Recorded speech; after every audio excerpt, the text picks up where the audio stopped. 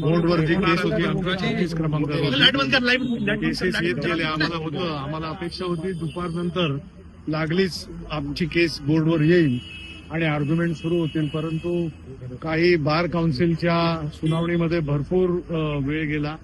त्यांच्या सगळ्यांच्या सुनावण्या झाल्या त्यावर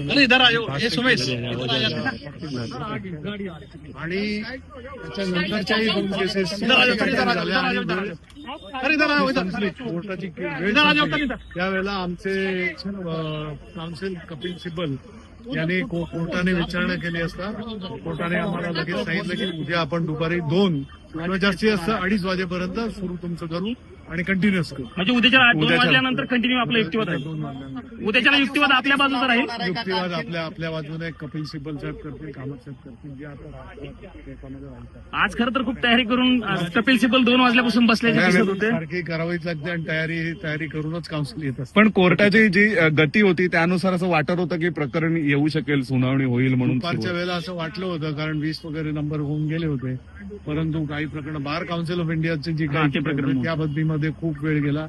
डिजिटल अरेस्टच्या बाबतीमध्ये सुद्धा बराच वेळ गेला आणि त्यामुळे उद्याच्याला तुमचा युक्तिवाद पूर्ण होईल ही अपेक्षा आहे. उद्या होईल. Thank you sir. आमच्याशी बातचीत